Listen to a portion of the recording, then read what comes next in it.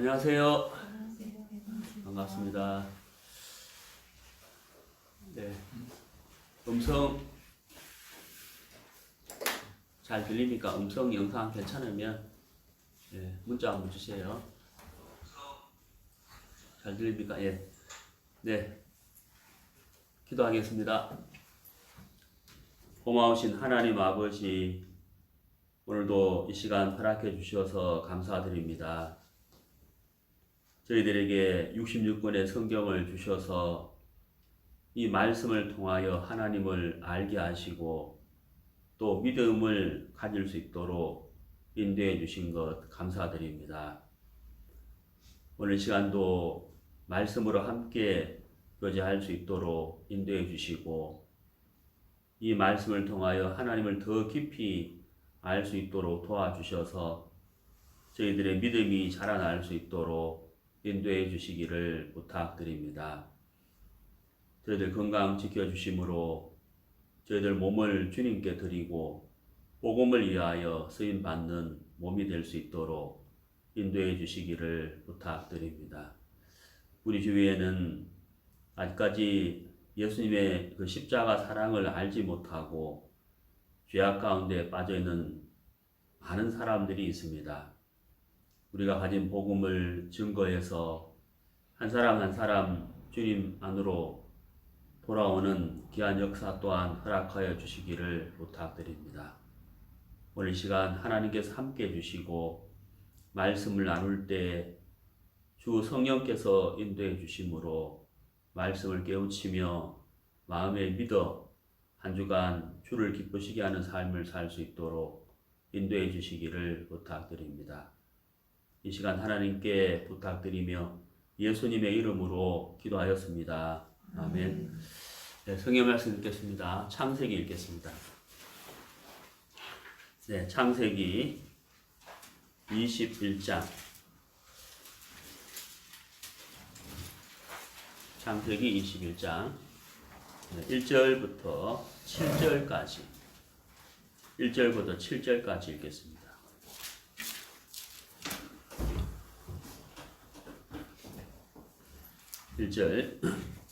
여호와께서 그 말씀대로 사라를 건고하셨고 여호와께서 그 말씀대로 사라에게 행하셨으므로 사라가 잉태하고 하나님의 말씀하신 기한에 미쳐 늙은 아브라함에게 아들을 낳으니 아브라함이 그 낳은 아들 곧 사라가 자기에게 낳은 아들을 이름하여 이삭이라 하였고 그 아들 이삭이 난 지 8일 만에 그가 하나님의 명대로 할례를 행하였더라. 아브라함이 그 아들 이삭을 낳을 때에 백세라. 사라가 가로되 하나님이 나로 웃게 하시니 듣는 자가 다 나와 함께 웃으리로다. 또 가로되 사라가 자식들을 젖 먹이겠다고 누가 아브라함에게 말하였으리오마는 아브라함 노경에 내가 아들을 낳았도다 하니라. 7절 말씀까지 읽었습니다. 오늘 설교 주제는 신실하신 하나님으로 정했습니다. 신실하신 하나님. 오늘 신실하신 하나님에 대해서 오늘 본문을 중심으로 해서 같이 말씀 나누도록 하겠습니다. 저도 그렇지만은 아마 우리 형제 자매님들이 삶 가운데서 이런 경험을 해 보셨을 겁니다. 사람에 대해서 이제 실망을 하거나 또 사람 때문에 마음이 상한 적이 있으시죠? 저도 이렇게 있습니다. 또 저도 그 누군가에게 실망이나 또 낙심하는 또 마음을 상하게 하는 일도 했다고 제가 인정을 합니다. 우리가 이제 그 사람에 대해서 이제 실망을 하고 또 마음이 상할 때는 대부분 이제 상대방이 약속을 지키지 않았을 때, 그렇죠. 신뢰 관계가 깨어졌을 때, 그때 우리는 그 사람에 대해서 많이 실망하고 마음이 상해합니다. 특히 오랜 기간 동안 신뢰 관계를 형성을 했는데 어떤 일을 계기로 인해서 약속을 지키지 못하고 신뢰 관계가 깨어졌을 때 우리는 마음이 상해지고 낙담을 이렇게 하게 됩니다. 그래서 우리가 참 마음이 이렇게 아파하고 스스로 사람과의 관계를 끊어버리는 그런 사람들도 이렇게 종종 있습니다. 또 어떤 분 같은 경우에는 이렇게 심한 우울증을 앓기도 하는 그런 경우도 제가 봤고, 또 제가 그런 분을 찾아가서 이렇게 복음 교제를 이렇게 한 적도 있습니다.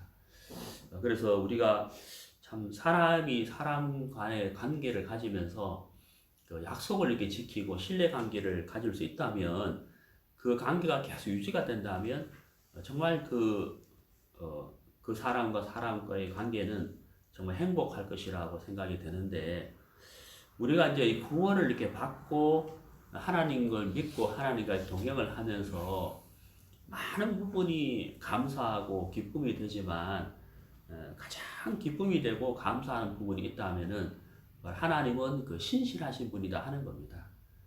그분이 신실하신 분이기 때문에 그분을 통해서 우리가 받은 약속, 말씀, 우리 그분을 통해 받은 모든 것들이 변치 않는다는 분명한 사실인 것이죠. 만약에 하나님의 그 성품 자체가 신실하지 않는다면 우리가 하나님으로부터 받은 모든 것에 대하여 우리는 불안해할 것이고, 신뢰관계가 깨어질 것이고, 영원한 세계를 바라볼 수가 없다는 것이죠. 그분이 신실하기 때문에 우리가 그분에게서 받은 모든 것에 대하여 분명한 약속이 있고, 그 약속 때문에 또한 우리 마음에 소망이 있는 것이거든요. 그렇지 않습니까? 그래서 참 하나님이 신실하시다 하는 이 부분이 우리에게 너무 감사하고, 또한 든든하며 우리가 가진 모든 것들은 소망으로 바뀌어지는 거거든요. 그렇잖아요. 우리가 사람과의 관계에서 신뢰가 깨어지면 그 사람에 대한 소망은 가질 수 없는 겁니다. 왜냐하면 신뢰가 깨어졌기 때문에 소망은 생길 수가 없는 거거든요. 소망이라는 것은 신뢰 관계가 형성되고 약속이 변치 아니했을 때 생기는 것이잖아요. 근데 약속이 이루어질 가망이 없다면 소망 자체는 우리 마음에서 깨져 버리는 거거든요. 우리가 하나님에 대한 소망을 가질 수 있는 이유가 뭐냐면, 그분이 우리에게 하신 모든 말씀이 신실하시고 반드시 그분은 이행하시는 분이며, 또 알파와 오메가의 하나님이기 때문에 그분이 하신 약속은 오메가잖아요. 시작이며 나중이기 때문에 우리가 소망을 가질 수밖에 없다고 하는 것입니다. 제가 얼마 전에 이제 여호수아서를 읽었는데요. 그 여호수아서를 읽으면서 이 말씀이 너무 좋은 거예요. 그래서 메모를 하고 또 묵상도 하고 또 다시 한번 성경도 펴보고 그렇게 했는데, 먼저 그 부분을 한번 같이 나누어 보도록 하겠습니다. 여호수아 21장입니다. 물 한 컵 주세요. 여호수아 21장 43절부터 45절까지 보겠습니다. 여호수아 21장 구약성경 352페이지 21장 43절부터 45절인데요. 제가 읽을게요. 여호와께서 이스라엘의 열조에게 맹세하사 주마하신 온 땅을 이와 같이 이스라엘에게 다 주셨으므로 그들이 그것을 얻어 거기 거하였으며, 여호와께서 그들의 사방에 안식을 주셨으되 그 열조에게 맹세하신 대로 하셨으므로 그 모든 대적이 그들을 당한 자가 하나도 없었으니, 이는 여호와께서 그들의 모든 대적을 그들의 손에 붙이셨음이라. 여호와께서 이스라엘 족속에게 말씀하신 선한 일이 하나도 남음이 없이 다 응하였더라. 네, 이 말씀인데요. 제가 이 말씀을 읽으면서 제 마음이 참 감사했어요. 그래서 이제 메모도 하고 또 묵상도 하고 다시 한번 이렇게 읽어보고 막 그렇게 했었는데, 여기 이제 보면요, 이 첫 번째 이 세 가지를 생각할 수가 있는데요. 첫 번째는 뭐냐면 43절에 주마하신 온 땅을 이렇게 되어 있잖아요. 하나님이 이스라엘 백성들에게 주겠다고 약속하신 땅을 이스라엘 백성들을 주셨다는 거잖아요. 그러니까 주마하신 온 땅을 이스라엘에게 다 주셨으므로, 땅을 약속하셨는데 그 땅을 이스라엘 백성들은 받은 것이잖아요. 이게 첫 번째고요. 두 번째는 뭐냐면 44절에 안식입니다. 안식. 그렇죠? 여호와께서 그들의 사방에 안식을 주셨으되 그랬잖아요. 안식을 주셨다. 하나님은 땅만 주신 것이 아니고 안식까지도 주셨다는 거예요. 그래서 대적이 있었지만은 그 대적들이 이스라엘을 이기지 못했다는 겁니다. 그러니까 땅만 주신 것이 아니고 안식도 주셨다는 것이죠. 그렇잖아요. 그 다음 세 번째가 뭐냐면 선한 일을 하셨다는 겁니다. 45절에 보면 그 선한 일이 하나도 남음이 없이 다 응하였더라 이렇게 되잖아요. 제가 이 말씀을 이렇게 보면서요, 하나님이 땅을 주겠다고 약속하시고 땅을 주시는 것으로 끝나버렸다면, 그렇잖아요. 그것으로 끝났다면 안식을 얻지 못할 것이고, 또 안식을 얻지 못한다면 땅을 얻은 것이 의미가 없는 것이잖아요. 그들이 얻은 땅에서 평화를 누리고 안식을 누리고 기쁨을 누리고 감사를 누리고 이렇게 해야 정말 그 땅을 얻은 것이 감사가 되는데, 그 땅은 얻었는데 정작 거기에서 전쟁이 있고 위협이 있고 두려움이 있고 이렇게 안식이 없고 평화가 없다면 그 땅을 얻는 것이 의미가 없는 거잖아요. 정말 이해가시죠? 근데 하나님은 약속하신 땅, 아브라함에게 약속하신 땅을 이스라엘 백성들에게 주셨을 뿐만 아니라 뭘 주셨다고요? 안식을 주신 거예요. 그러니까 그 땅을 얻은 그 자체 땅에 대해서 그 땅에 사는 이스라엘 백성들이 얼마나 감사했겠냐는 거예요. 안식을 얻었기 때문에. 그리고 또 한 가지 뭡니까? 선한 일을 다 이루셨다는 거거든요. 그러니까 제가 이 말씀을 이렇게 보면서 제가 받은 구원을 한번 생각해 봤거든요. 제가 83년 3월 26일 날 구원을 받았는데 구원 받을 때 참 기쁘고 감사했다고요. 내가 죄에서 벗어났구나. 구원을 받았구나. 영생을 얻었구나. 그랬는데 구원 자체가 이 말씀대로 땅이라고 생각한다면 내가 땅을 얻은 거잖아요. 하나님의 나라를 기업을 얻었단 말이에요. 근데 그것으로 끝나고 그 다음에 계속 두려움과 불안과 인생이 비참하게 되고 행복이 깨어지고 이러면은 내가 받은 구원에 대해서 감사할 리가 없잖아요. 그렇잖아요? 근데 그 받은 구원이 그것으로 끝나는 것이 아니고 그때 받은 구원의 사랑보다도 비할 수 없는 더 크고 더 넓고 깊은 사랑을 이렇게 얻게 되고 누리게 되고 그리고 그 땅의 영토가 자꾸 확장이 되는 거죠. 네. 아프리카 가서 복음 전할 때 사람들이 구원을 받고 이스라엘에 가서 복음 전할 때 또 구원을 받고 또 중국 가서 복음 전할 때 구원을 받고 이러면서 이제 자꾸 이제 땅의 영토가 확장되면서 내가 가지고 있는 그 구원에서 얻은 사랑이 다른 사람들에게 또 전달되고 그 사람이 또 그 사랑으로 또 기뻐하고 감사하고 그래서 이 땅과 안식과 선한 일이 계속해서 확장이 된다는 거예요. 그래서 정말 하나님이 처음에 허락하신 그 땅에서 누리는 그 안식이나 선한 일이나 기쁨이 그 땅에 국한되지 않고 영토가 계속 확장되면서 안식도 감사도 기쁨도 선한 일도 계속 이게 확장돼 간다 하는 것을 이렇게 생각해 보니까 너무 이렇게 감사하고 정말 이 여호수아 21장 이 말씀이 이스라엘 백성들에게만 해당되는 것이 아니고 저나 우리 구원받은 형제 자매들에게 동일하게 적용이 된다는 걸 생각하니까 너무 감사하고 여기 45절에 보면요. 45절에 보면 선한 일이 하나도 남음이 없이 다 응하였더라 이렇게 돼 있죠. 응하였더라. 그래서 우리가 여기서도 우리가 알 수 있는 게 뭐냐면 하나님은 그 신실하시다 하는 겁니다. 신실하시다. 사실 이 신실이라고 하는 단어는 사람에게도 쓰기도 하지만 정확하게 말하자면 사실 이 신실한 단어는 사람에게 쓰는 것이 맞지 않다고 저는 생각을 해요. 신실이라는 것은 믿음직하다, 정직하다 이런 뜻이잖아요. 약속을 지킨다 이런 뜻인데 사람은 약속을 지키고 싶어도 지킬 수 없는 상황이 발생하면 사실 못 지키거든요. 그래서 신실이라는 단어는 하나님에게 쓰는 것이 합당하다고 저는 그렇게 생각을 합니다. 성경을 한번 찾아보도록 하겠습니다. 신명기입니다. 신명기 7장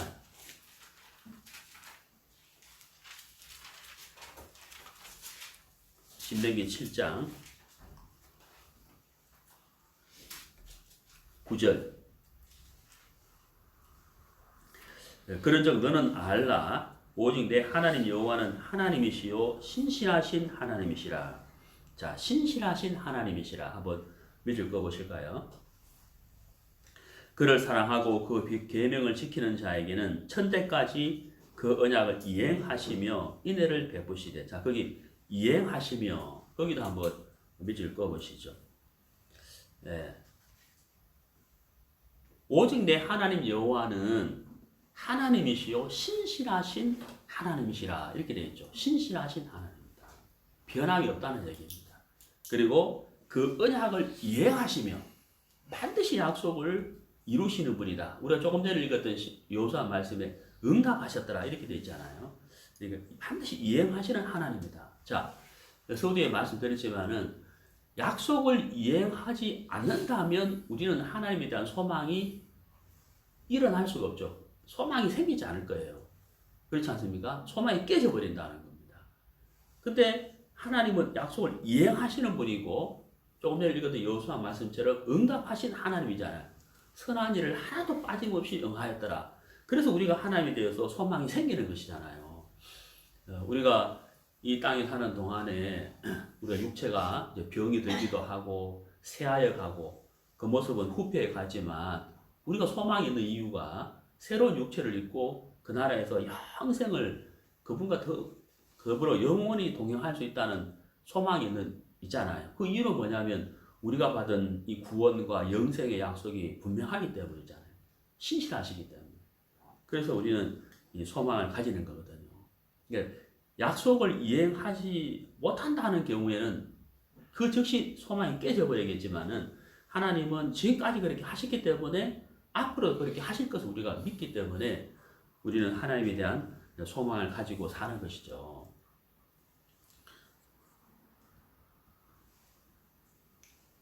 제가 이제 성경을 읽으면서 참 좋아하는 말씀들이 많이 있습니다. 많이 있는데 그 중에 한 가지를 잠깐 소개해 드리면은 우리 마가복음을 한번 보시겠습니다.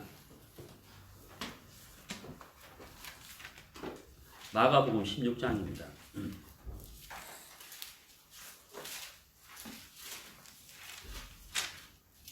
마가복음 16장 14절입니다. 그 후에 11 제자가 음식을 먹을 때에 예수께서 저희에게 나타나사 저희의 믿음 없는 것과 마음이 완악한 것을 꾸짖으시니 이는 자기의 살아난 것을 본 자들의 말을 믿지 아니함일러라. 예수님께서 이제 십자가에 못 박혀 돌아가시고 우리가 아는 대로 사흘 뒤에 부활하시잖아요. 사실 모든 사람들이 예수님의 부활을 안 믿는다 할지라도 제자들만큼은 어떻게 해야 되겠어요? 좀 믿어줘야죠. 안 그렇습니까? 3년 반 동안 예수님과 함께 동행하고 동거하고 같이 말씀을 라이브로 직접 들었는데 진짜 다른 사람들은 다 안 믿어도 제자들만큼은 좀 믿어줘야 되는 거죠. 근데 제 아들도 믿었어요? 안 믿었어요? 안 믿었다는 겁니다. 여기 보면은 예수님께서 11 제자를 책망하시거든요. 꾸짖으셨어요. 꾸짖었는데 두 가지를 꾸짖었다 그랬죠. 첫 번째가 뭐예요? 믿음 없는 것 그랬습니다. 안 믿었다는 거예요. 그렇게 말씀을 들었지만 믿지 않았다는 거죠. 네. 두 번째가 뭐예요? 마음이 완악했다는 거죠. 믿지 않았기 때문에 자기의 생각을 주장할 수밖에 없었겠죠. 완악했다. 이 두 가지를 꾸짖었다는 거죠. 네. 당연히 꾸짖어야 되겠죠. 그런데 이 15절 말씀이 너무 좋은 거예요. 저는 이 15절 말씀. 자, 꾸짖었잖아요. 꾸짖은 이유가 뭡니까? 가장 중요한 예수님의 말씀을 믿지 않았다는 거예요. 그러니까 신뢰 관계가 누구 편에서 깨진 겁니까? 제자들 편에서 깨진 거잖아요. 예수님의 말씀은 신실하신데 그 말씀을 들은 제자들 편에서 말씀을 안 믿어버리니까 관계가 깨지는 것이잖아요. 네. 그러면 어떻게 해야 되겠어요? 네. 당연히 버림을 받아야 되는 것이죠. 제 아들이. 그런데 여러분 놀라운 게 뭐냐면 15절 말씀. 너희는 온 천하에 다니며 만민에게 뭐라 그랬습니까? 복음을 전파하라. 여러분 앞에 14절을 보면 이렇게 귀한 복음을 맡길 수 있는 대상이 안 되죠. 왜냐하면 신뢰가 깨져버렸잖아요. 예수의 말씀을 안 믿는데 어떻게 한 사람의 생명을 건질 수 있는 육체의 생명이 아닌 정말 영생의 문제를 좌우하는 이 복음을 맡길 수가 있느냐 하는 거죠. 사실 못 맡기는 거거든요. 그런데 예수님은 어때요? 15절에 우지고 난 다음에 뭐라고 하십니까? 너희는 온 천하에 다니며 만민에게 복음을 전파하라. 이랬다는 거죠. 이렇게 예수님이 할 수 있는 이유가 뭐냐는 거예요. 제 아들이 믿음도 없는 사람들이고 마음이 완악하고 신뢰관계가 깨져버렸는데도 불구하고 예수님은 가장 귀한, 이 세상에서 가장 귀한 이 복음을 맡기셨잖아요. 그 이유가 뭐냐는 거예요. 그것은 그분이 신실하시기 때문이다. 그분이 신실한 거예요. 예수님이 어느 날 누가복음 5장에 보면 어느 날 베드로에게 나를 따라오너라. 내가 너로 사람을 낚는 어부가 되게 하리라. 이렇게 하셨다고요. 네. 영어 성경에 보면 I will이라는 단어가 나옵니다. 그 will이라는 단어는 주어의 의지를 말하거든요. I will. 내가 하겠다. 이런 식으로.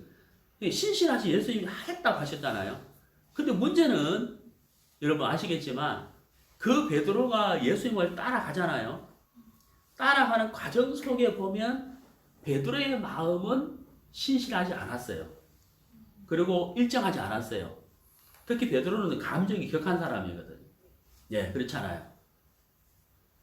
그 주를 위하여 자기 목숨을 던질 수 있다고 호언장담을 했는데 예수님이 십자가에 못 박혀 돌아가시기 전에 고난 당하시는 그 모습에서 베드로는 예수님을 보고 뭐라 합니까? 어떤 계집 아이가 예수님 보고 베드로를 보고 예수의 제자가 아니냐라고 했을 때 베드로가 뭐라 합니까? 자기는 목숨까지 던진다고 했지만 정작 그 비천한 계집 아이 앞에서는 베드로가 뭐라 그래요? 나는 저 사람을 모른다고 말해버리잖아요. 그렇잖아요. 그러니까 참 베드로가 자기 목숨까지도 던진다고 했지만 예수님의 십자가에 고난 당하는 장면 앞에서는 자기 자신을 의식하다 보니까 자기 안전을 생각하다 보니까 모른다고 말해버리잖아요. 그러면 그 베드로 앞에 신실한 단어를 쓸 수 있냐는 거예요. 쓸 수 없잖아요. 그런데 여기 보십시오. 예수님은 이렇게 믿음이 없는 마음이 완악한 제자들을 보면서도 책망은 했으나 버리지는 않았다는 거죠. 그렇잖아요. 책망은 했으나 약속은 어때요? 지키시잖아요. 내가 너로 사람을 낚는 어부가 되게 하리라. 비록 베드로가 믿음이 없고 완악하고 예수님의 이름을 배반도 했지만 그러나 예수님은 베드로를 통하여 3,000명 사도행전 읽어보면 그런 구원받는 역사가 일어나잖아요. 그러니까 베드로는 신실하지 못했으나 예수님은 베드로를 향하여 신실하셨다 하는 것이죠. 그래서 우리는 구원을 받고 난 이후에 하나님께 소망을 가질 수밖에 없던 거예요. 우리 역시 베드로처럼 신실하지 못하고 성실하지 못하고 때로는 주님의 마음을 아프게도 하지만 그러나 그분이 우리를 향한 사랑과 약속은 어때요? 여전히 일정하시다, 신실하시다 하는 겁니다. 우리가 그것을 어떻게 알 수 있느냐? 성경에서 예수님이 사람들을 대하신 모습들을 보면서 우리에게도 동일하다는 것을 알기 때문이에요. 그렇지 않습니까? 예, 성경을 찾아보겠습니다. 시편 119편입니다.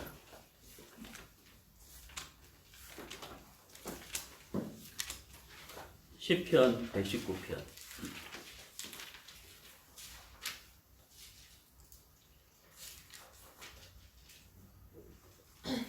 시편 119편 86절.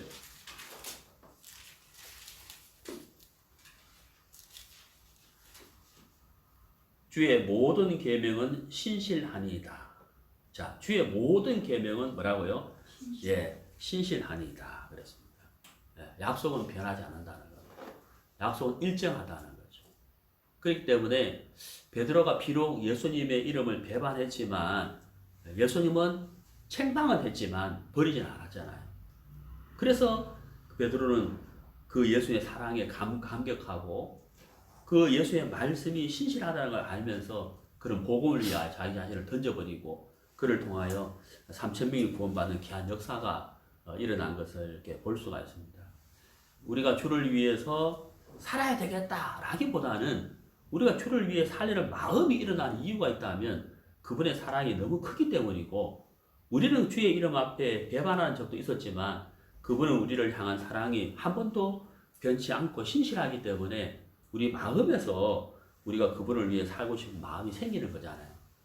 그래서 우리는 그분을 위해 시간을 드리고 싶고 그분의 말씀을 듣고 싶어하고 그분을 위해 물질도 드리고 내 인생도 드릴 수 있게 되는 겁니다. 만약에 그것이 법으로 계약상으로 의무적으로 하는 것이라면 사실 우리가 기쁨으로 감사한 마음으로 못해요. 의무적으로 하는 것이지. 신앙은 그런 거 아니잖아요. 우리가 그 사랑에 감동해서 감사해서 우리 마음에서 우러나와서 하는 것이 참된 신앙이다 하는 것을 우리가 이 말씀을 통해서도 알 수가 있습니다. 자, 우리 성경을 한번 찾아보시겠습니다. 히브리서입니다. 히브리서 두 군데 한번 찾아보겠습니다. 13장을 먼저 보시죠. 히브리서 13장 8절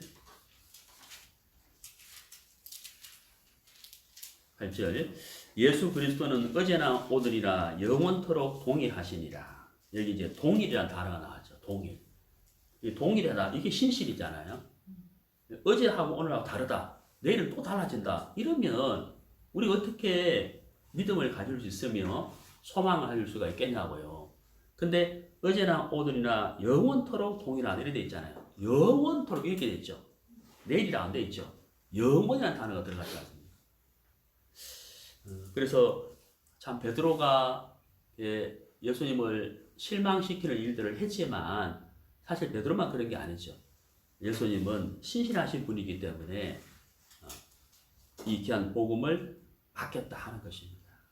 받겠다 하는 겁니다. 저도 이렇게 구원받고 지금까지 정말 많은 부분에 여러 가지 부분에서 정말 실망하고 낙심되는 일도 많았었고 또 주저앉을 일도 사실 많았었고 하나님 앞에 성실한 일꾼이 못 됐다고요.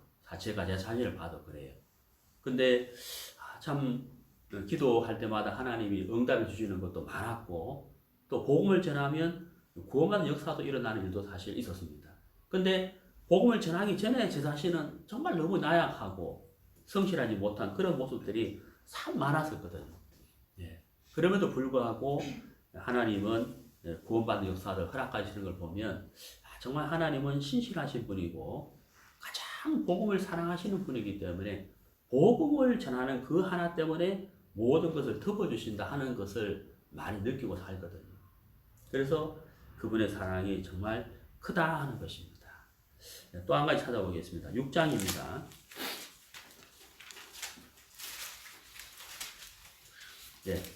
히브리서 6장입니다.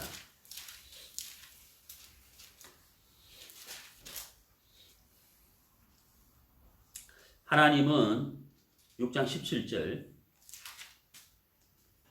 하나님은 약속을 기업으로 받는 자들에게 그 뜻이 변치 아니함을 충분히 나타내시려고 그 일에 맹세로 보정하셨나니 이는 하나님이 거짓말을 하실 수 없는 이 두 가지 변치 못할 사실을 인하여 앞에 있는 소망을 얻으려고 피하여 가는 우리로 큰 안위를 받게 하려 하심이라. 자, 여기 18절에 보면은 두 가지라는 단어가 나오죠. 이 두 가지 변치 못할 사실 그랬잖아요. 두 가지. 자, 이 두 가지가 뭐냐면 첫 번째는 17절에 하나님은 약속을 기업으로 받는 자들에게 하나님의 약속 이게 첫 번째예요. 약속을 기업으로 받는 자들에게 그 뜻이 변치 아니함을 이게 첫 번째거든요. 하나님의 약속은 변치 않는다라는 거예요. 두 번째가 뭐냐면 맹세거든요. 맹세. 하나님의 약속 자체가 변치 않는데 거기에다가 플러스 뭘 했습니까? 맹세까지 했다고요. 맹세. 하나님은 누구에게 맹세할 대상이 없잖아요. 모든 인생이 신실하지 않기 때문에 하나님이 누구에게 맹세를 못하는 거예요. 그래서 하나님은 자기 자신에게 맹세를 했다는 거예요. 약속을 반드시 지킬 것에 대한 맹세를 하셨다는 거죠. 약속 자체가 변치 않는 데다가 맹세까지 하셨으니 하나님의 약속은 결코 변할 수가 없다는 것이죠. 이게 두 가지예요. 이 두 가지. 이 두 가지 때문에 우리에게 뭐가 생긴다 그랬습니까? 소망과 안이라 그랬잖아요. 안식이죠. 소망과 안식. 제가 서두에 말씀드렸잖아요. 약속을 이행하지 않는다면 소망은 그것이 깨져버리거든요. 그렇잖아요. 우리가 그런 거 보셨죠? 지하 단칸방에 사는 사람이 10년 동안 돈을 열심히 모아가지고 아파트 청약을 했어요. 예. 야, 3년 뒤에 이제 아파트에 우리도 아파트에 들어갈 수 있다라고 소망을 갖고 사는데 2년 뒤에 아파트 회사가 부도가 나버렸어요. 그럼 어떻게 됩니까? 소망이 물거품이 되어버리잖아요. 예, 그렇잖아요. 그러니까 약속이 이행이 되었을 때 소망과 안식이 오는 것이잖아요. 우리가 이제 처음 읽었던 여호수아 21장 43절에 45절 말씀, 정말 그 하나님이 땅을 주셨다. 근데 땅만 주시고 그 땅에서 늘 두려워하고 불행하고 전쟁만 있었다. 이러면은 그 땅에서 행복을 누릴 수가 없잖아요. 근데 하나님이 땅을 주시고 안식을 주시고 그 다음 또 뭘 주셨어요? 소망을 주시고 그렇잖아요. 선한 일을 주시고 그게 다 응답됐다 그랬잖아요. 그런 것처럼 우리가 하나님으로부터 받은 모든 것들이 그와 같다는 겁니다. 예. 그 모든 것에 가장 기초가 되고 기본이 되는 것은 바로 그분이 신실하신 분이기 때문이다 하는 것이죠. 그래서 이 방금 읽은 히브리서 6장 17, 18절에 보면 두 가지 변치 못할 사실 이렇게 되어 있잖아요. 두 가지 변치 못할 사실로 인해서 소망과 안위가 생긴다라고 되어 있잖아요. 그 두 가지가 바로 약속이 변치 않는다는 것이고 두 번째는 그 약속에 대하여 하나님이 맹세까지 하셨다 하는 겁니다. 네, 그래서 우리가 소망이 있고 안식이 있다 하는 것이죠.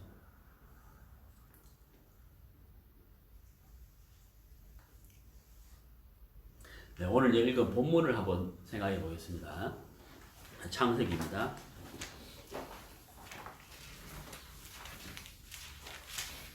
21장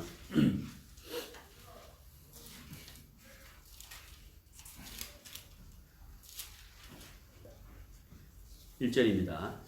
여호와께서 그 말씀대로 사라를 건고하셨고 여호와께서 그 말씀대로 사라에게 행하셨으므로 사라가 잉태하고 하나님의 말씀하신 기한에 미쳐 늙은 아브라함에게 아들을 낳으니. 자, 이게 1절을 이렇게 보시면요. 여호와께서 그다음 뭐라 되어 있습니까? 그 말씀대로 이렇게 되어 있습니다. 그 말씀대로 권고하셨고 그 말씀대로 행하셨다 이렇게 되어 있잖아요. 여기서 우리가 뭐라 할 수가 있습니까? 그 말씀대로 그랬잖아요. 그러니까 하나님이 아브라함과 사라에게 허락하신 그 약속대로 이래 되어 있잖아요. 그러니까 약속을 이루셨다 이 말씀이잖아요.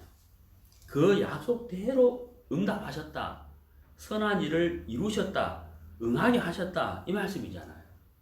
근데 여러분, 다르게 생각해 보면은 1절에서 아브라함이 성실했기 때문에 응답하셨다. 이렇게는 안 돼 있잖아요. 제 말 이해가시죠? 아브라함이 성실했기 때문에 이렇게 설 수가 없는 이유가 뭐냐면 아브라함의 생애를 쭉 읽어보면 아브라함 절대 성실하지 못했어요. 신실하지 못했어요. 신실이라는 뜻이 뭡니까? 말씀을 지키는 거잖아요. 약속을 지키는 것이고 그 다음에 들어가는 단어가 뭐냐? 정직이에요. 정직이라는 단어가 들어가야 돼요. 신실이라는 단어. 아브라함은 신실한 단어를 쓸 수 없는 사람이거든요. 한번 찾아볼까요? 13장을 보시죠. 자, 13장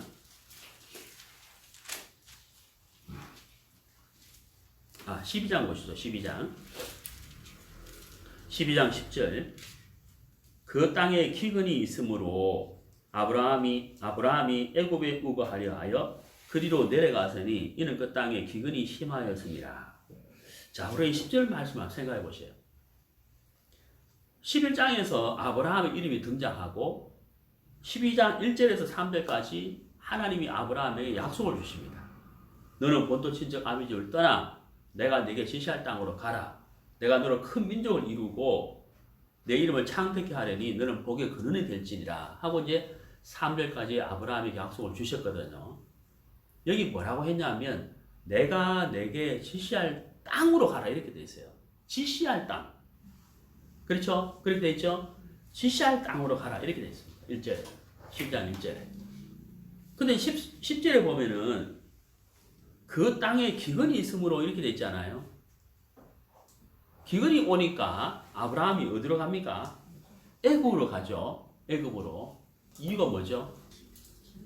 거기 보면 표면적인 이유가 뭐냐면 기근 때문이라고 되어 있습니다. 그것은 표면적인 이유예요. 표면적인 이유. 내면적인 이유가 뭘까요? 믿음이 없는 거죠. 하나님은 지시한 땅으로 가라 그랬잖아요. 그리고 아브라함을 통해서 큰 민족을 이룬다고 하셨고 복의 근원을 삼는다고 하셨잖아요. 그러면 그 땅에 기근이 와서 모든 사람이 죽는다 할지라도 아브라함은 죽어야 안 죽어요? 죽을 수가 없죠. 왜냐하면 약속을 이루셔야 되잖아요. 복의 근원이 돼야 되고 큰 민족을 이루어야 되는데 이때만 해도 아브라함과 사라에게는 자식이 없었단 말이에요. 예. 그럼 아브라함이 죽으면 큰 민족을 이룰 수 없는 거잖아요. 당연한 일이시잖아요. 근데 아브라함에게 그 약속을 믿는 믿음이 없었기 때문에 표면적인 이유는 기근이지만 사실은 믿음이 없었기 때문에 아브라함이 애굽으로 간 거거든요. 그리고 애굽은 조건적으로 물이 많았어요. 나일강이 있었기 때문에 비옥한 땅이 많았다고요. 그래서 눈에 보이는 양식을 따라서 좋은 조건을 따라서 아브라함이 애굽에 간 것이다. 그럼 신실이라는 단어를 쓸 수 있습니까? 없습니까? 없죠. 아브라함에게 쓸 수 없는 거예요. 네. 쓸 수 없는 겁니다. 제자들이 예수님의 말씀을 믿지 않고 마음이 완악해도 예수님 복음을 맡기시잖아요. 그게 신실이잖아요. 그렇잖아요. 그때 우리는 정말 예수님 신실하시다. 사랑이 일정하시구나. 그러면 우리도 그렇게 사랑해 주시겠네? 이렇게 소망이 생기지만 아브라함이 이렇게 하는데 신실한 단어를 붙이면 안 되죠. 이게 사람이란 말이에요. 이게 사람이에요. 그러니까 이제 오늘 이거 본문의 21장 1절에 아브라함이 성실했기 때문에 하나님이 약속을 이루셨다. 이렇게 성경을 쓸 수 없는 거잖아요. 정말 이해가시죠?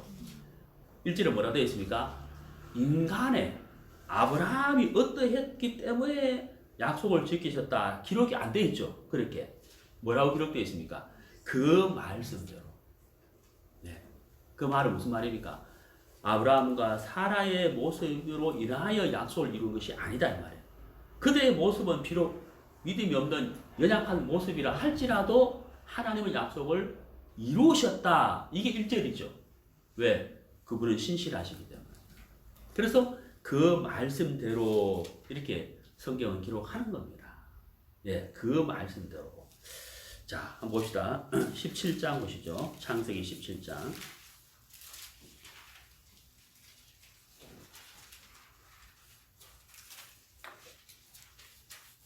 17장 17절. 아브라함이 엎드려 웃으며 심중에 이르되 100세 된 사람이 어찌 자식을 낳을까? 사라는 90세니 어찌 생산하리요? 여기 어찌라는 단어 나오죠. 어찌. 두 번 나왔죠. 어찌 낳을까? 어찌 생산하리요? 네. 사실 우리 인간의 상식으로 보면 이 말이 맞아요. 이게 맞는 말이거든요. 저라도 이런 넋두리를 했을 거예요. 저라도. 당연하죠. 네? 여자의 경수가 끊어지면 자식을 낳을 수 없다는 것은 너무 기본 상식, 의학적인 기본 상식이잖아요. 그러니까 너무 당연한 이야기거든요. 당연한 이야기죠. 근데 믿음의 차원에서 볼 때는 당연한 이야기가 아니죠. 왜냐하면 12장 1절에서 아까 읽었잖아요. 내가 너로 큰 민족을 이루며 그랬잖아요. 약속하신 하나님이 신실하신 분이다 하는 그 하나님의 성품에 대한 하나님이 신실하신 분이다 하는 것을 알고 믿었다면 이 말을 안 하겠지만 아브라함이 믿음의 사람이긴 하지만 과정을 자세히 보면 아브라함도 쓰러지고 넘어지고 말씀을 믿지 못해서 이렇게 넋두리 하는 것이 사실 많아요. 많다고요. 우리가 이런 말씀을 보면 사실 우리 마음에도 소망이 생기죠. 왜냐? 나도 그러하다 이 말입니다. 근데 중요한 것은 아브라함이 이런 과정 속에서 이런 모습이 있었지만은 21장 1절에 뭐라 되어 있습니까? 그 말씀대로 이렇게 되어 있잖아요. 아브라함과 사라는 이래 했지만 하나님은 어떻게 하셨어요? 이루셨다는 거죠. 그래서 그분이 신실하신 거예요. 자, 본문이 아니고 17장. 자, 17절에서 어찌 두 번 이야기하잖아요. 어찌 자식을 낳을까? 어찌 생산하리요? 이렇게 했는데요. 19절을 보시면은 하나님이 가라사대 아니라 내 아내 사라가 그다음 어떤 단어 나왔죠? 정령이란 단어 나왔어요. 정령. 내게 아들을 낳으리. 여기 정령이란 반드시란 단어잖아요. 이런 단어를 하나님이 쓰실 수 있는 이유가 뭐예요? 신실하신 거예요. 그렇죠. 그러니까 신실이라는 단어를 쓸 수 있는 이유가 뭐냐면 능력이 있기 때문이에요. 제가 아까 말씀드렸잖아요. 사람이 약속을 지키려고 마음을 다져도 어떤 상황이 발생해버리면 약속을 못 지킬 상황이 발생하면 약속을 못 지키는 거예요. 천재지변이 일어난다든지 그렇잖아요. 그러면 약속을 못 지키는 거예요. 근데 하나님에게는 그것이 해당이 안 되는 이유가 뭐냐면 그분은 전지전능하시다 말이에요. 능력이 뒷받침이 되기 때문에 그분이 신실하신 거거든요. 그렇잖아요. 아브라함과 사라가 자식을 낳을 수 있는 형편에 이르렀다 할지라도 그분은 신실하시고 신실한 속에 능력이 뒷받침되기 때문에 약속을 이룰 수 있는 것이고 제 아들이 믿음이 없고 베드로가 다 예수님 십자가 못 박혀 돌아가시고 고기 잡는 곳으로 가버리고 했다 할지라도 예수는 다시 베드로를 쓰시잖아요. 왜? 그분은 능력이 있기 때문에. 신실하시기 때문에. 그렇죠. 네, 그 다음에 우리 누가복음을 보겠습니다. 누가복음 1장.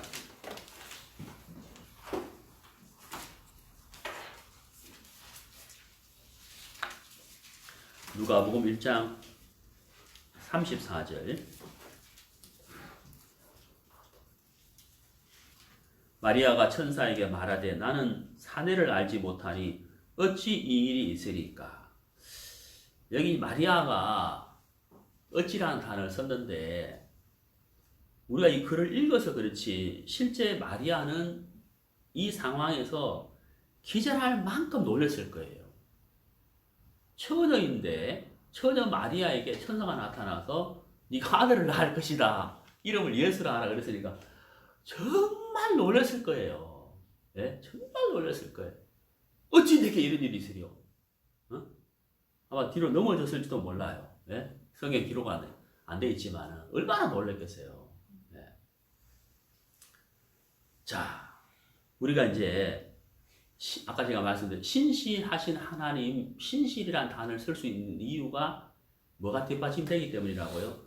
능력이 뒷받침되기 때문이에요. 그렇죠. 능력이 뒷받침되기 때문에 신실하신 하나님이 되는 거예요. 그러니까 이 마리아가 너무 놀라는 거죠. 어찌 이런 일이 있을까요? 하고 놀라잖아요. 근데 35절을 보면은 천사가 대답하여 가로되 성령이 내게 임하시고 지극히 높으시니 능력이 너를 덮으시니 능력이 나오잖아요. 그렇죠? 능력이 너를 덮는다 이렇게 되잖아요. 능력이 너를 덮는다는 거죠.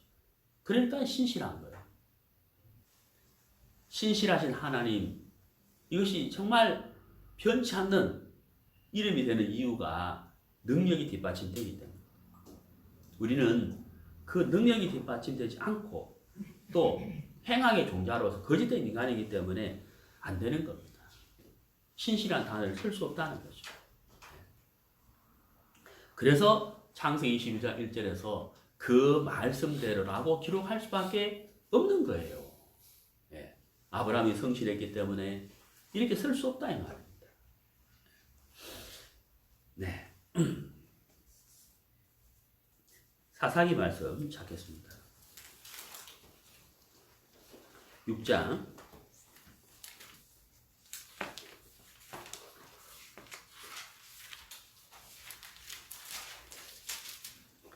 6장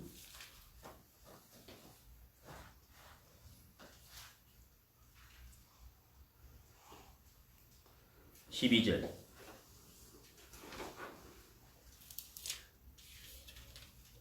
여호와의 사자가 기드온에게 나타나 이르되 큰 용사여 여호와께서 너와 함께 계시도다. 자, 여기 이제 큰 용사여 하는 단어가 있잖아요. 큰 용사여. 이 말씀이 참 재미있는 것이 뭐냐면은 이 사사시대 때는 사사기가 사사시대를 기록한 성경이잖아요. 왕정시대가 시작되기 전에 이스라엘을 인도하던 사람을 사사라고 합니다. 우리가 아는 삼손, 네? 이런 사람도 사사거든요. 그런데 이 하나님이 기드온을 사사로 이제 부르시는 장면인데 이 12절 말씀이 참 재밌는 게 뭐냐면요. 우리가 이런 말을 하잖아요. 야, 학생 공부 참 잘한다. 이렇게 말할 때는 무엇을 보고 결과를 보고 말하는 거잖아요. 그렇죠? 뭐 서울대를 합격했다. 야, 공부 잘하네. 결과 보고 말하는 거잖아요. 장학금 4년 장학금 받았다. 야, 공부 잘한다. 이렇게 말하잖아요. 결과를 보고 말한단 말이에요. 그 여기 12절도 하나님이 큰 용사여라고 했을 때는 어떤 결과가 있어야 되잖아요. 전쟁을 잘했다든지 용맹하다든지 그렇잖아요. 칼 한 자루로 뭐 수천 명을 무찔렀다 이럴 때 하나님이 야, 큰 용사다 이렇게 해야 되는데 참 재밌는 게 뭐냐면요. 한번 보세요. 13절 기드온이 그에게 대답하되 나의 주여 여호와께서 우리와 함께 계시면 어찌하여 이 모든 일이 우리에게 미쳤나이까. 또 우리 열조가 일찍 우리에게 이르기를 여호와께서 우리를 애굽에서 나오게 하신 것이 아니냐 한 그 모든 이적이 어디 있나이까. 이제 여호와께서 우리를 뭐라고요? 버리사 미디안의 손에 붙이셨나이다. 어떠세요? 이 14절 말씀 읽어보니까 기드온이 믿음이 있는 것 같아요? 없는 것 같아요? 감사해요? 불평해요? 불평하잖아요. 예? 그렇죠? 어떻게 이런 사람이 큰 용사냐고요? 말이 안 되잖아요. 예? 꼴찌한 학생 보고 야, 공부 잘한다. 이거 말이 안 되잖아요.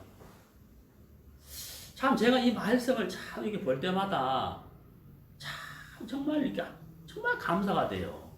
정말 감사가 돼요. 하나님은 결과를 보고 말씀하신 것이 아니라는 거예요. 말씀을 들은 기드온이 뭐라 합니까? 아니 하나님 우리와 함께 하면 우리가 왜 미디안에 이렇게 6년 동안 종살이 합니까? 그건 하나님 우리를 버리셨기 때문에 우리가 종살이 하는 거잖아요. 이 말이거든요. 과연 이게 믿음 있는 사람의 말이냐는 거예요. 그렇죠? 과연 이게 성실한 사람의 말이냐는 거예요. 아니라는 거예요. 지금 원망하고 있잖아요. 네? 불평하고 있잖아요. 그리고 뒤에 읽어보면은 하나님이 함께 한다고 기드온에게 약속을 하지만 정작 기드온은 그러면 하나님 나와 함께 한다 표적을 보여주세요 이런다고요. 소뭉치를 갖다 놓고 여기 이슬이 내리게 해보세요. 반대로 해보세요. 이렇게 한다고요. 그렇게 믿음이 없는 기드온을 보고 하나님이 큰 용사라고 한다. 이게 과연 정말 앞뒤가 맞는 말이냐는 거예요. 자, 여러분 하나님이 12절에서 기드온을 보고 큰 용사다라고 말씀하신 이유가 뭐냐? 하나님은 결과를 보고 말씀하신 것이 아니라는 거예요. 예, 결과를 보고 그게 아니라는 거죠. 예, 베드로 보고 내가 너로 사람을 낳는 어부가 되게 하리라. 그 베드로의 신실함이나 성실함을 보고 하신 것이 아니잖아요. 정말 이해가시죠? 아니라는 거예요. 그건 무슨 얘기냐? 하나님은 말씀하시고 그 말씀을 이루시는 분이 하나님이시기 때문에 결론적으로 말씀드린다면 내가 하겠다 이 뜻이에요. 내가 너를 사람을 낳은 어부 어떻게 하겠다는 것이고 내가 너를 큰 용사로 만들겠다는 하나님의 의지거든요. 왜? 그분은 신실하신 분. 왜? 능력이 뒷받침되기 때문에. 그렇기 때문에 하나님은 기도원의 연약한 모습과 상관없이 큰 용사여 라고 말씀할 수 있는 분이다 이 말이에요. 신실하신 분이에요. 그렇잖아요. 아브라함 보고 하나님 뭐라고 하셨습니까? 내가 너를 큰 민족을 이루게 하리라. 근데 아브라함이 생애를 보면 어때요? 참 신실하지 못하고 믿음도 없고 그렇잖아요. 도망다니고 자기 아들을 위라 그러고 그럼에도 불구하고 하나님은 약속을 이루셨다고요. 왜? 신실하신 거예요. 그렇잖아요. 자, 그래서 우리가 이렇게 그 아브라함이나 이 기도원이나 베드로나 이런 모습들을 보면 정말 하나님은 신실하신 분이고 어제나 오늘이나 영원토록 동일하신 분이다. 그 하나님이 우리를 구원하셨고 우리에게 성령을 주셨다면 우리에게도 동일하게 하나님이 일하실 것이 분명하다는 사실인 거예요. 그래서 우리는 그 신실하신 하나님과 동행을 하고 있기 때문에 비록 우리가 아브라함의 믿음 없는 모습처럼 기도원이 원망하는 모습처럼 우리 또한 그러한다 할지라도 또 최악의 경우에 우리가 혹 예수의 이름을 배반한다 할지라도 결코 그분은 우리를 떠나지 않는다는 사실이에요. 어떻게 아시겠습니까?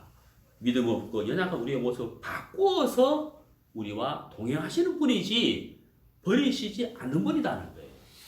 비록 제자들 꾸짖었지만 그들을 바꾸어서 쓰시는 분이지 믿음이 없기 때문에 버리신 분은 아니라는 거예요. 그 믿음 없는 사람들을 예수님은 어떻게 하십니까? 믿음을 일으켜서 그들을 통하여 3,000명, 4,000명 전 세계로 복음을 전하는 밑거름을 쓰셨지 않습니까? 그래서 그분은 참 신실하신 분이다. 우리는 구원을 받았는데 우리에게 구원을 주신 하나님이 신실하신 분이다. 이런 믿음의 사람들과 함께 동행하시는 하나님이 또한 지금도 우리와 동행하시며 우리의 연약한 모습을 바꾸어서라도 우리와 동행하시는 분이고 우리를 쓰시려고 하시는 분이지 결코 우리의 연약함을 인하여 버리시는 분이 아니다 하는 거예요. 왜? 그분은 신실하시기 때문에. 자, 시편 89편을 보시죠.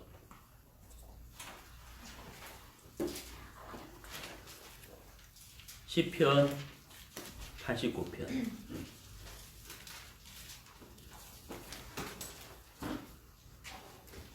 시편 89편 34절.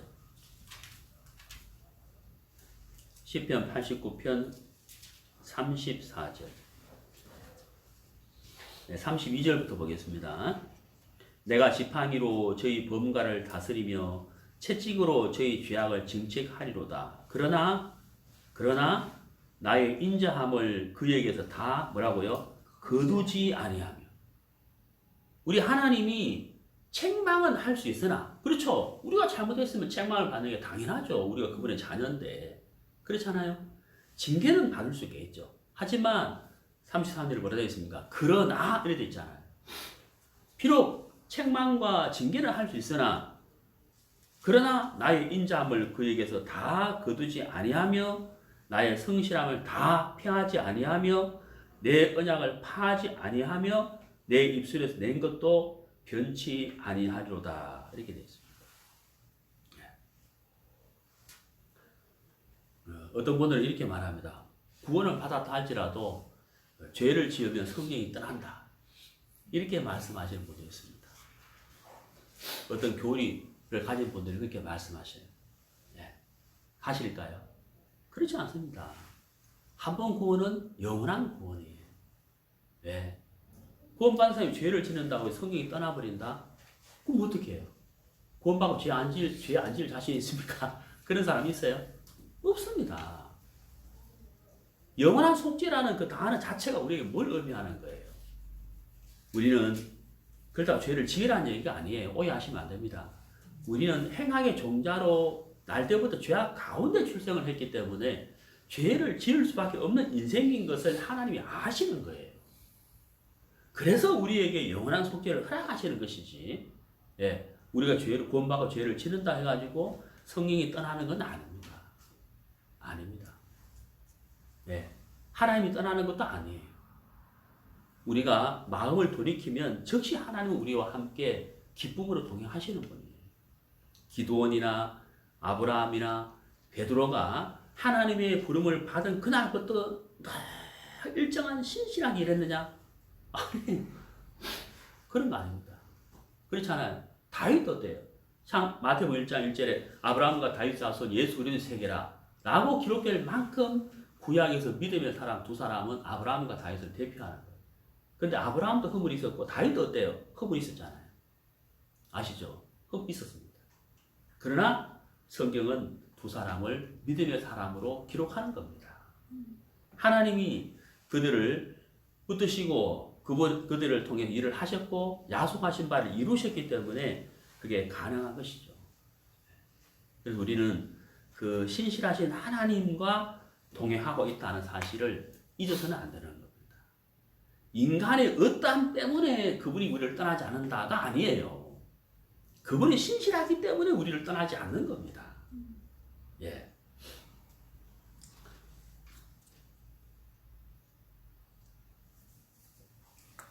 네, 본문 보시겠습니다. 창세기 21장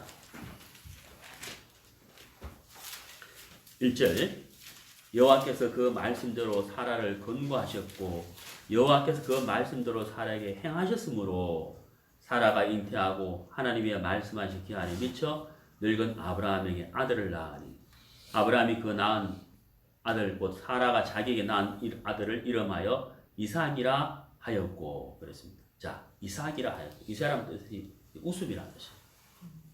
자, 우습. 자, 아브라함과 사라는 약속을 믿는 믿음을 일정하게 갖지를 못했어요. 그들의 경수가 끊어졌을 때 그들은 정말 믿음을 갖지 못해서 한 아이를 데려와서 그 아이를 통해서 유업을 이을 것이다 라고 했을 만큼 사실은 믿음이 약했습니다. 없었어요. 그러나 하나님은 아브라함을 믿음의 사람으로 키우기 위해서 계속해서 말씀을 주셨습니다. 계속해서 말씀을 주셨습니다. 말씀으로 아브라함을 세웠다는 겁니다. 그래서 아브라함이 믿음의 사람이 된 것은 사실은 하나님으로 말미암아 된 것이지 아브라함으로 말미암아 된 것이 아니다 하는 겁니다. 여기서 우리가 중요한 것이 한 가지가 있습니다. 그게 바로 뭘까요? 자, 로마서를 찾겠습니다. 로마서 10장입니다.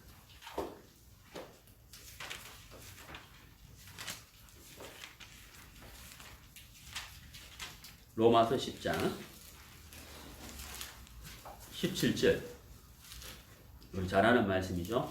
17절 그러므로 믿음은 들음에서 나며 들음은 그리스도의 말씀으로 말미암았느니라. 자, 중요한 것이 뭘까요? 비록 우리가 연약하고 성실하지 못한 사람들이라 할지라도 중요한 것이 뭐냐면 말씀을 들으시라는 겁니다. 아브라함이, 기드온이, 베드로가 다 연약했어요. 믿음의 사람이라 할 수 없을 만큼 연약한 모습들이 성경에 나오잖아요. 근데 왜 그들이 믿음의 사람들이 되었으며 하나님의 쓰임을 받았느냐는 거예요. 하나님은 그들을 떠나지 않고 연약하고 쓰러지고 했을 때도 하나님은 말씀해 주셨고 그들은 그 말씀을 들었다는 겁니다. 그래서 그들은 믿음의 사람이 된 거예요. 우리가 중요한 것이 바로 뭐입니까? 하나님은 신실하신 분이고 우리는 신실하지 못해요. 쉽게 넘어지는 사람들이에요. 그러나 말씀을 들어야 돼요. 말씀을 들어야 돼요. 왜? 믿음은 어디서 온다 그랬습니까? 말씀입니다. 들으면서 오고 들으면 말씀. 말씀을 들으면서 믿음이 오기 때문에 내가 연약하고 부족하고 성실하지 못하지만 우리가 귀를 열고 마음을 열어서 말씀을 계속 들어야 됩니다. 그 말씀이 결국은 우리를 이렇게 세우는 거예요. 그 말씀이 결국 우리를 믿음의 사람으로 자라게 하는 거예요. 아브라함이 그랬고 기드온이 그랬다는 겁니다. 베드로도 그랬다. 바울도 그랬다. 결국은 말씀 앞에 마음과 귀를 열어놨기 때문에 그들은 계속해서 믿음이 자라서 결국 믿음의 사람이 된 것이죠. 내가 성실해야 된다, 신실해야 된다가 아니에요. 그분이 신실하시니까 문제 없잖아요. 신실하신 하나님을 향한 내가 마음을 열고 말씀만 들으면 되는 거잖아요. 그렇잖아요. 내가 어떠하냐가 아니라 말씀을 듣고 있느냐 듣고 있지 않느냐가 중요한 거예요. 왜? 그분은 신실하시니까. 그분이 일을 하시기 때문에 우리는 말씀을 받아들이고 그 말씀과 동행하면 되는 사실이거든요. 예. 아브라함에게 하나님이 말씀하신 것을 이루셨죠. 자, 오늘 우리가 여호수아 제가 서두에 말씀드렸는데 21장에 땅을 주신 하나님이 안식을 주시고 안식을 주신 하나님이 선한 일을 다 응하셨잖아요. 아브라함에게 동일하게 이루셨죠.